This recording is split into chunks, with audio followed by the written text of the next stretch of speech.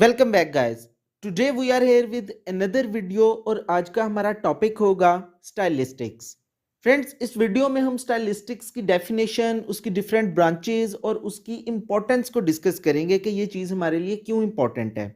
और उसके साथ साथ हम डिफरेंट एग्जांपल्स के थ्रू ओवरऑल एक डॉक्ट्रिन को समझेंगे कि आखिर स्टाइलिस्टिक्स क्या चीज़ है। So let's begin. तो फ्रेंड्स, डेफिनेशन की तरफ आए तो हमें पता चलता है कि स्टाइलिस्टिक्स का वर्ड आया है स्टाइल से। और लैंग्वेज में क्योंकि डिफरेंट स्टाइल्स होते हैं और उन्हीं स्टाइल्स को स्टडी करना स्टाइलिस्टिक्स कहलाता है।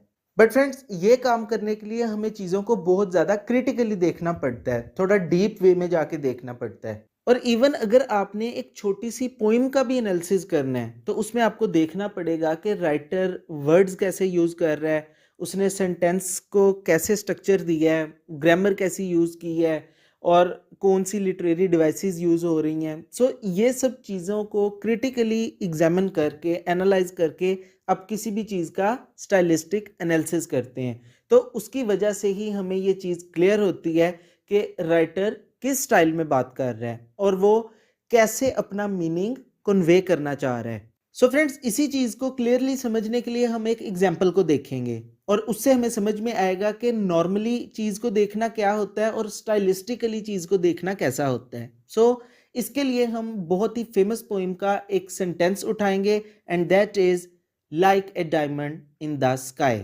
पोइम तो आपने गैस कर ही ली होगी, बट इतनी फेमस पोइम का ऑथर कौन था? अपना गैस कमेंट सेक्शन में ज़रूर ड्रॉप करें।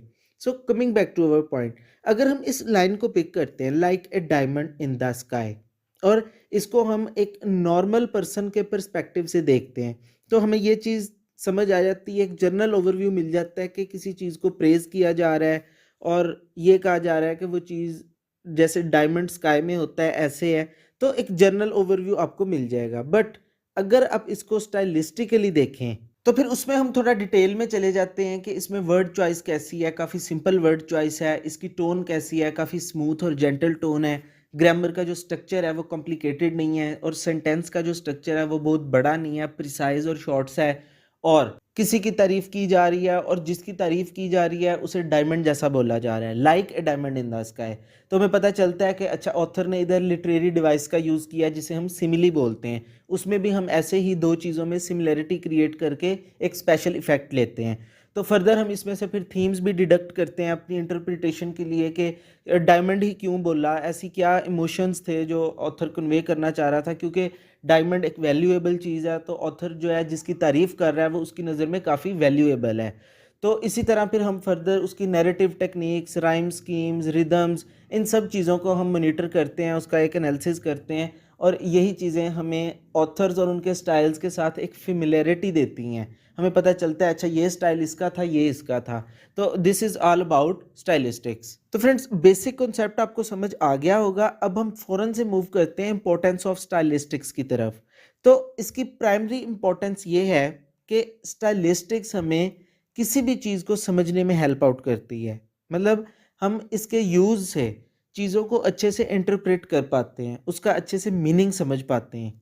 और फ्रेंड्स, सेकेंडली ये कि स्टाइलिस्टिक स्टूडेंट की क्रिटिकल थिंकिंग की जो एबिलिटी है उसको बूस्ट अप करती है। मतलब आप एक चीज़ को डिटेल्ड और बहुत ज़्यादा उसका एक डीप एनालिसिस करते हो तो ओवरऑल वो आपकी एक उसके ऊपर आपके क्रिटिकल थिंकिंग की जो एक एबिलिटी है उसको रिफाइन करती है।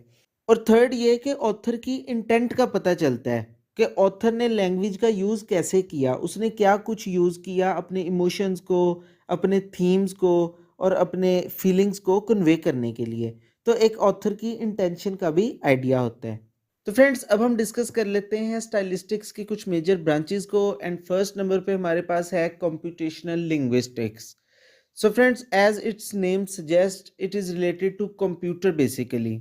आपको पता है कि आजकल एआई और बहुत मॉडर्न टाइम चल रहा है तो लिंग्विस्टिक्स भी काफ़ी मॉडर्न हो गई है और ऐसे सिस्टम्स या ऐसे कंप्यूटर्स आ चुके हैं जिनमें ऐसे एल्गोरिथम डिज़ाइन किए गए हैं कि वो टेक्स्ट को खुद ही एनालाइज करके आपको पूरा एक एनालिसिस डेवलप करके दे देते हैं और इन सब चीज़ों को हम कंप्यूटेशनल लिंग्विस्टिक्स में डील करते हैं। देन आता है हमारे पास लेक्सिकल स्टाइलिस्टिक्स और लेक्सिकल स्टाइलिस्टिक्स में फ्रेंड्स हमारा जो ज़्यादा फोकस होता है वो वर्ड्स के ऊपर होता है कि वर्ड्स जो हैं वो कैसे इफ़ेक्ट कर रहे हैं। देन हमारे पास आता है ग्रामेटिकल स्टाइलिस्टिक्स, और ग्रामेटिकल स्टाइलिस्टिक्स में ऑब्वियसली हमारा फोकस होता है ग्रामर के ऊपर कि ग्रामर कैसे यूज़ हो रही है, सेंटेंस स्ट्रक्चर कैसे यूज़ हो रहे हैं, और जो भी चीज़ यूज़ हो रही है वो क्या इम्पैक्ट डाल रही है किसी भी काम के ऊपर। नेक्स्ट हमारे पास आता है comparative stylistics.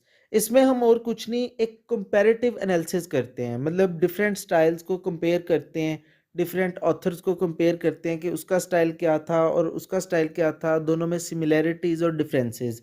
This is all about comparative stylistics. तो फ्रेंड्स, लेक्चर होता है हमारा एंड। होप सो आपको सारी चीज़ें क्लियर हो गई होंगी। See you in next video. Thanks for watching.